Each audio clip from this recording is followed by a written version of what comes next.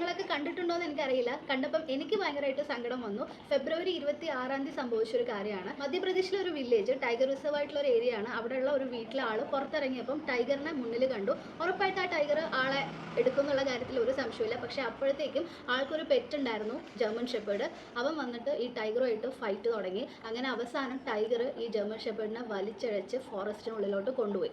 അവിടെയും ഫൈറ്റ് നടന്നിട്ടുണ്ടാവണം. German shepherd വിട്ടുകൊടുക്കാനായിട്ട് തയ്യാറായിട്ടുണ്ടാവില്ല. അവസാനം ടൈഗർ ആ ഡോഗിനെ വെറുതെ വിട്ടു. അങ്ങനെ ഡോഗ് തിരിച്ച് വീട്ടിലെത്തിയപ്പം ഭയങ്കരമായിട്ട് ഇഞ്ചേർഡ് ആയിട്ടാണ് എത്തിയത്. പെട്ടെന്ന് തന്നെ അവർ ഹോസ്പിറ്റലിൽ എത്തിച്ചെങ്കിലും അവനെ രക്ഷിക്കാനായിട്ട് ആയില്ല. He gave his life to protect his master. So അതാണ് ഇവരുടെ സ്നേഹം എന്ന് പറയുന്നത്. ആ ആളുടെ കൂടെ ആ ജർമ്മൻ ഷെപ്പേർഡിന് പകരം അവരുടെ ഒരു ഫാമിലി മെമ്പറോ അല്ലെങ്കിൽ അവരുടെ ഒരു ഫ്രണ്ടോ ആയിരുന്നെങ്കിൽ ഇന്ന് ആള് ജീവനോടെ ഉണ്ടാവില്ല. കാരണം നമ്മളെല്ലാവരും സെൽഫിഷ് ആയിട്ടുള്ള ആൾക്കാരാണ്. നമ്മൾ നമ്മുടെ ലൈഫ് പ്രൊട്ടക്ട് ചെയ്യാൻ മാത്രമേ നോക്കുള്ളൂ.